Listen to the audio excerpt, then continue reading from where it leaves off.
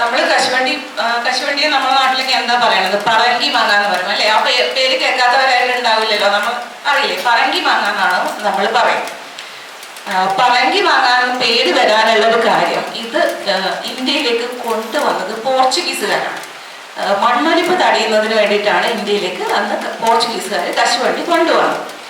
അപ്പൊ പറങ്കികൾ നമ്മൾ പോർച്ചുഗീസുകാരാണെന്ന് വിളിച്ചുകൊണ്ടിരുന്ന പറങ്കികളാണ്. ഫിറങ്കി എന്നുള്ള ഹിന്ദി വാക്കിന്റെ മലയാള രൂപം പറങ്കി. അങ്ങനെയാണ് പറങ്കികൾ കൊണ്ടുവന്ന മാങ്ങയെ നമ്മൾ പറങ്കി മാങ്ങ എന്ന് വിളിക്കാൻ തുടങ്ങിയത്. അപ്പോൾ 1900-ന്റെ തുടക്കത്തിൽ നമ്മുടെ ബ്രിട്ടീഷുകാർ, ഈസ്റ്റ് ഇന്ത്യ കമ്പനിയൊക്കെ ഇന്ത്യയിൽ ഭരിച്ചുകൊണ്ടിരിക്കുന്ന ഒരു സമയത്ത് ബ്രിട്ടീഷുകാർ നോക്കിയപ്പോൾ നമ്മുടെ നാട്ടുകാർ ഈ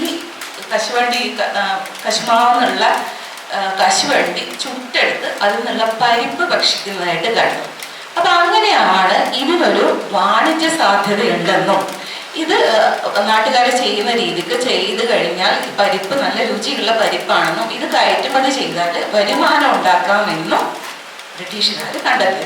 1920-ലാണ് കേരളത്തിലെ ആദ്യത്തെ കശുവണ്ടി ഫാക്ടറി കൊല്ലത്ത് സ്ഥാപിക്കപ്പെടുന്നത്. ഏകദേശം അതേ സമയത്ത് തന്നെ, ഏകദേശം 2023 നമ്മുടെ തൊട്ടടുത്തുള്ള മംഗലാപുരത്തും ഒരു കശുവണ്ടി ഫാക്ടറി സ്ഥാപിക്കുകയുണ്ടായി. ഇന്നും ഇന്ത്യയിലെ ഒട്ടുമുക്ക കശുവണ്ടി ഫാക്ടറികളും സ്ഥിതി ചെയ്യുന്നത് ഈ ഒരു ഭാഗത്തായിട്ടാണ്. ഒരു കശുവണ്ടി ഫാക്ടറി സ്ഥാപിക്കുമ്പോൾ അതിൽ തൊഴിലാളികൾ വരും.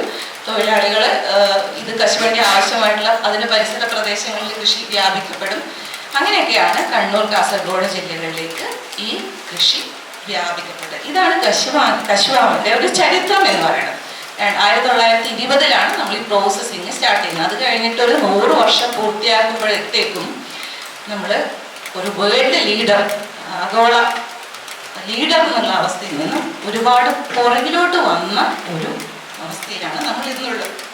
പക്ഷെ ഇവിടെ ഇന്ത്യക്കുള്ള ഒരു അഡ്വാൻറ്റേജ്, വിയറ്റ്നാം പോലെയുള്ള രാജ്യങ്ങൾ നിങ്ങൾ കണ്ടിട്ടാണ്. ഇപ്പം നമ്മളെ നാട്ടിൽ നിന്ന് എല്ലാവരും ഏറ്റവും അധികം ടൂറ് പോകുന്ന രാജ്യം വിയറ്റ്നാമാണ്.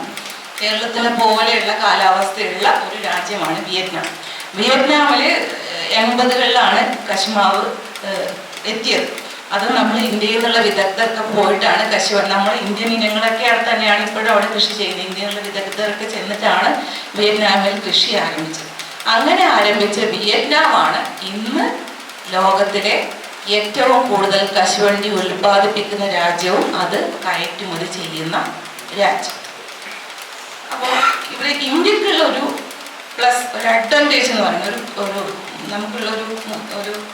നമ്മളൊരു പിടിവള്ളി എന്ന് പറയുന്നത്, ലോകത്തിലെ ഏറ്റവും മികച്ച ഗുണമേന്മയുള്ള കശുവണ്ടി ഉണ്ടാക്കുന്ന രാജ്യം ഇന്ത്യയാണ്. അത് കണ്ണൂർ, കാസർഗോഡ് ജില്ലകളിൽ ഉണ്ടാകുന്ന കശുവണ്ടിക്കാണ് ഏറ്റവും ഗുണമേന്മയുള്ളത് ലോകത്തിൽ തന്നെ. ഇത് കഴിഞ്ഞ് കഴിഞ്ഞാൽ പിന്നെ ഇന്ത്യയിലുള്ളത് ഒറീസയിലെ കോരാപ്പൂട്ട് എന്നുള്ള ജില്ലയിൽ ഉണ്ടാക്കുന്ന കശുവണ്ടിക്കാണ് ഇതിനോട് കിടപെടത്തക്ക വിധത്തിലുള്ള, ഇതിൻ്റെ അടുത്തെത്തുന്ന വിധത്തിലുള്ള ഒരു രുചിയും മണമൊക്കെ ഉള്ളത് ആ ഒറീസയിലുള്ള ആ ഒരു ഒറ്റ ജില്ലയിൽ ഉണ്ടാക്കുന്നത്. അപ്പം ഇതാണ് നമ്മുടെ തുറുപ്പച്ചി. ഇതിനെയാണ് നമ്മൾ പ്രയോജനപ്പെടുത്തേണ്ടത്. അതുകൊണ്ട് തന്നെയാണ് കണ്ണൂർ, കാസർഗോഡ് ജില്ലകളിൽ കശുമാവ് കൃഷിക്ക് ഇത്രയധികം പ്രാധാന്യം കൈവരുന്നത്. അപ്പൊ നേരത്തെ നമ്മൾ പറഞ്ഞു, കശുവണ്ടി ഒരു കാലത്തെ രാജകീയ വിളയായിരുന്നു കണ്ണൂർ, കാസർഗോഡിന്. പക്ഷെ ഒരുപാട് പുറകിലോട്ട്, പ്രൊഡക്ഷൻ ഒരുപാട് പുറകിലോട്ട് പോയി. തൊഴിലാളികളൊക്കെ ഇതിന്നില്ലാതെ ഫാക്ടറികൾ അടച്ചു പൂട്ടേണ്ട അവസ്ഥയുണ്ടായി എന്നൊക്കെ നമ്മൾ പറഞ്ഞു.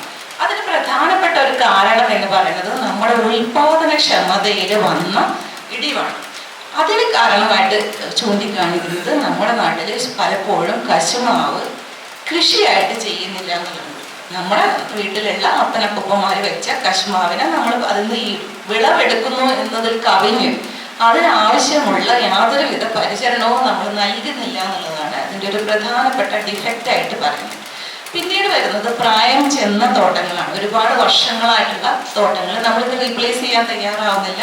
പുതിയ ഇനങ്ങൾ നമ്മൾ റീപ്ലേസ് ചെയ്യുന്നില്ല. സെനയിലായിട്ടുള്ള രോഗാതുരമായിട്ടുള്ള തോട്ടങ്ങളാണ്.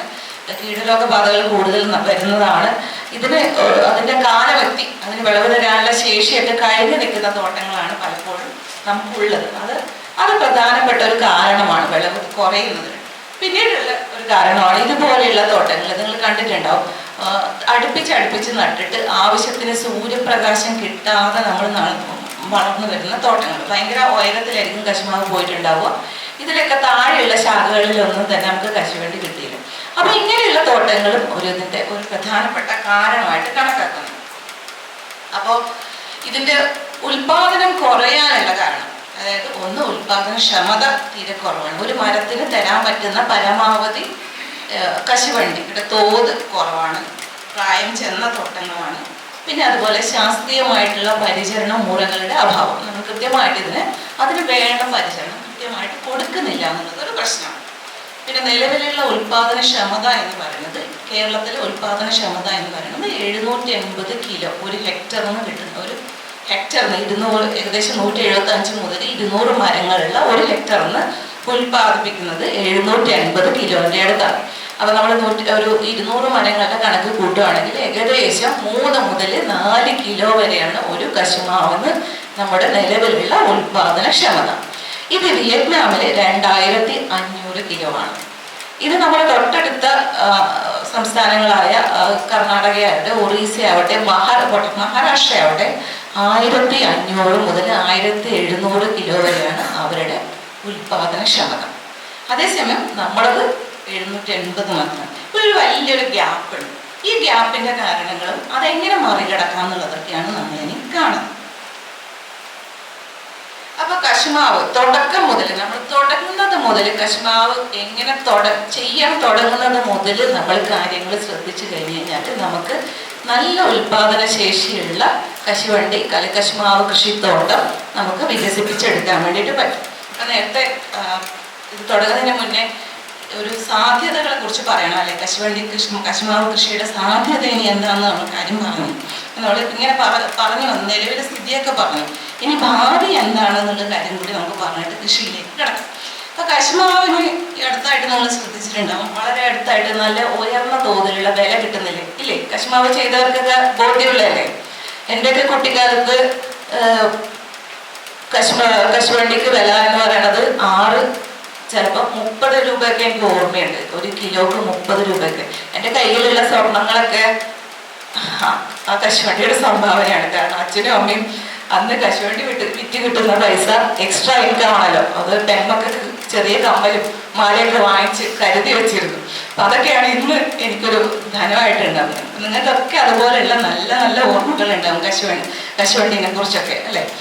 അപ്പൊ അന്ന് ഒരു 30 രൂപ ഒക്കെ വില കിട്ടിയിരുന്ന ഒരവസ്ഥയിൽ ഇന്ന് നമുക്ക് കിട്ടുന്നത് ഏകദേശം ആവറേജ് 100 രൂപയുടെ അടുത്ത് വില കിട്ടുന്നുണ്ട്. കഴിഞ്ഞ വർഷം 180 രൂപ വരെ പോയി. ഈ സീസണിൽ നമ്മൾ പ്രതീക്ഷിക്കുന്ന 180, 160, 180 ഇടക്കാണ് വില പ്രതീക്ഷിക്കുന്നത്. അപ്പൊ ഈ കുറെ കാലം വില വളരെ ഒരു അസ്ഥിരമായിട്ട് പോയിക്കൊണ്ടിരുന്ന ഒരു കാലം ഉണ്ടായിരുന്നു.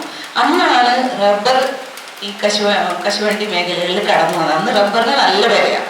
150-200 രൂപയുടെ അടുത്തൊക്കെ റബ്ബറിന് വിലയുണ്ട്. കശുവണ്ടിക്കാണെങ്കിൽ 50-60 രൂപയായിരുന്നു വില. അതിലും താഴെ പോയിട്ടുണ്ട്, 40 രൂപയൊക്കെ പോയിട്ടുണ്ട്. അന്ന് എല്ലാവരും കശുമാവ് വെട്ടി മാറ്റി റബ്ബർ നട്ടു. അന്ന് റബ്ബർ നട്ട് ഇപ്പോഴാണെങ്കിൽ റബ്ബറിന് വലുതായ വലിയൊരു വിലക്കയറ്റമില്ല. റബ്ബർ തോട്ടത്തിലെ തൊഴിലാളികളെ, ടാപ്പിംഗ് തൊഴിലാളികൾ കിട്ടാനില്ല. അന്ന് റബ്ബർ നട്ടവരൊക്കെ ഇന്ന് കടമെട്ട് വെട്ടി അത് റബ്ബർ കൃഷിയിൽ നിന്ന് തിരിച്ച് കശുമാവ് കൃഷിയിലേക്ക് പോകുന്നൊരവസ്ഥയാണ്. അപ്പൊ പലപ്പോഴും കടമെട്ട് വെട്ടി കഴിഞ്ഞാൽ കർഷകർ വന്ന് ചോദിക്കാറുണ്ട്, ഇനി ഇവിടെ എന്താ നടാൻ പറ്റുക ടീച്ചറെന്ന് വന്ന് ചോദിക്കാറുണ്ട്. അപ്പൊ നമ്മൾ ധൈര്യമായിട്ട് നമുക്ക് ശുപാർശ ചെയ്യാൻ പറ്റുന്നത് കശുമാവാണ്. കാരണം കശുമാവിനെ സംബന്ധിച്ചിടത്തോളം ഇതിന്റെ ഭാവി വളരെ ശോഭനമായിട്ടാണ് നമ്മൾ കണക്കൂട്ടുന്നത്.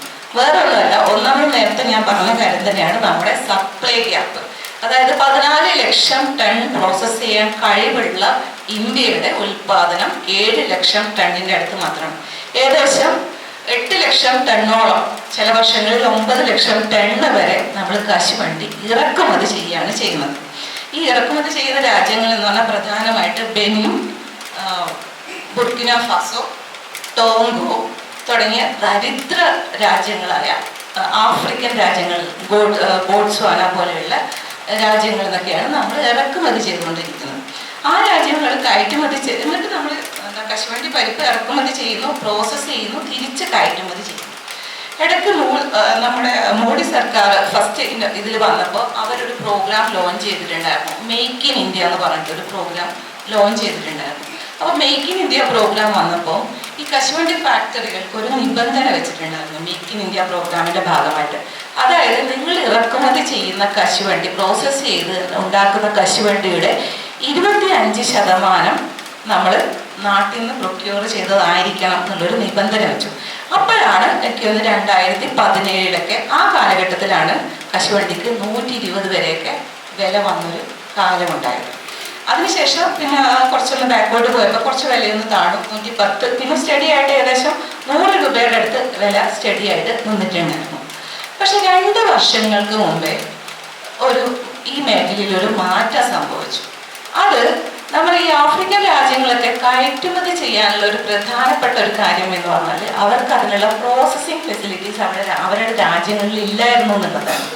അപ്പോൾ അവർ നോക്കിയപ്പോൾ ഇത് നല്ലൊരു തൊഴിൽ മേഖലയായിട്ട് അവർ തിരിച്ചറിഞ്ഞു.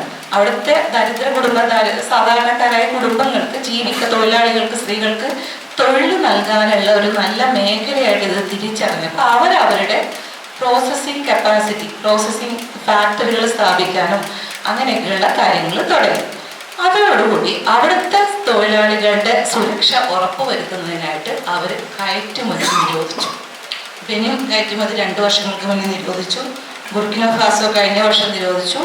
ടോങ്കോയും മറ്റ് രാജ്യങ്ങൾ, ബോട്സ്വാന പോലെയുള്ള രാജ്യങ്ങളും 1-2 വർഷത്തിനുള്ളിൽ കയറ്റുമതി നിരോധിക്കും. അപ്പോൾ ഇന്ത്യക്ക് ഇനി ഇറക്കുമതി ചെയ്യാനുള്ള കശുവണ്ടി ലഭ്യമാവാത്ത ഒരു അവസ്ഥയാണ്. അപ്പോൾ ആ ഒരു അവസ്ഥ മുൻകൂട്ടി കണ്ടാണ് കേരള ഗവൺമെന്റ് ആയാലും കേന്ദ്ര ഗവൺമെന്റ് ആയാലും വളരെ ഇന്റൻസീവായ രീതിക്ക് കശുമാവ് പ്രൊമോഷൻ പ്രോഗ്രാംസ് സ്റ്റാർട്ട് ചെയ്യാൻ തുടങ്ങിയത്. കുറച്ച് വർഷങ്ങളായിട്ട് ഇത് നടക്കുന്നുണ്ട്. ഒരു പക്ഷേ ഈ സമീപ ഭാവിയിൽ തന്നെ അവർ നട്ടടിക്കുന്ന കശുമാവൊക്കെ, പുതിയ കശുമാവിൻ്റെ ഒക്കെ ഈൽഡ് വരുമ്പോൾ നമ്മുടെ ഉൽപാദനക്ഷമതയിലും ഈൽഡിലൊക്കെ വലിയ വ്യത്യാസങ്ങൾ ഉണ്ടാവും. ഇപ്പോഴും നമ്മൾ റെക്കോർഡ് ചെയ്യപ്പെടുന്ന ഡാറ്റയൊക്കെ പഴയ തോട്ടങ്ങളുടെ ഡാറ്റ ബേസ് ചെയ്തിട്ടാണ്. പുതുതായിട്ട് ഒത്തിരി തോട്ടങ്ങൾ എസ്റ്റാബ്ലിഷ് ചെയ്യപ്പെട്ടിട്ടുണ്ട്. ഏകദേശം 2 കോടിയുടെ അടുത്താണ് Orissa state farming corporation, Orissa cashew corporation വിതരണം ചെയ്യുന്ന ഗ്രാഫ്റ്റിന്റെ എണ്ണം എന്ന് പറയുന്നത്. അവർക്ക് തികയുന്നില്ല. അവരിവിടെയൊക്കെ ചോദിക്കുന്നുണ്ട്, കേരളത്തിലൊക്കെ ഗ്രാഫ്റ്റ് അന്വേഷിക്കുന്നുണ്ട്. എത്ര ഗ്രാഫ്റ്റ് ഉണ്ടാക്കി തന്നാലും ഞങ്ങൾ എടുക്കാന്നാണ് Orissa state farming corporation, cashew corporation പറയുന്നത്. ബാക്കി എല്ലാ സ്റ്റേറ്റിലും കാഷ്യൂ കോർപ്പറേഷൻ ഉണ്ട്. ഇവരൊക്കെ കോടിക്കണക്കിന് ഗ്രാഫ്റ്റുകൾ ഉണ്ടാക്കുന്നുണ്ട്. ഈ ഗ്രാഫ്റ്റുകൾക്ക് വലിയ ഡിമാൻഡ് ഉണ്ട്.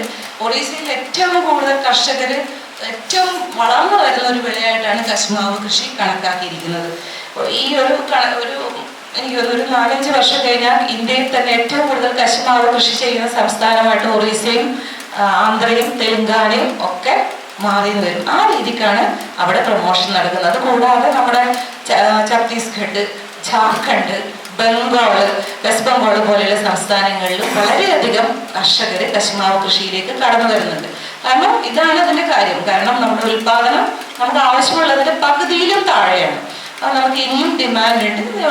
നേരത്തെ പറഞ്ഞതുപോലെ ആഭ്യന്തര ഉപഭോഗം കൂടി കയറ്റുമതി ചെയ്യാൻ നമുക്ക് സാധനമില്ല. 10%, 12% മാത്രമേ കയറ്റുമതി ഉണ്ടെന്നാണ്. 90% കയറ്റുമതി ചെയ്തെടുക്കുന്നതാണ്. ഇതിന് നമുക്ക് സാധനം ഇല്ലാത്തതാണ് പ്രശ്നം. ഇന്ത്യയിൽ തന്നെ ചെലവായിക്കൊണ്ടിരിക്കുകയാണ്. നമ്മൾ ഉത്പാദിപ്പിക്കുന്നത് മുഴുവൻ ഇന്ത്യൻ മാർക്കറ്റിൽ തന്നെ ചെലവായിക്കൊണ്ടിരിക്കുകയാണ്.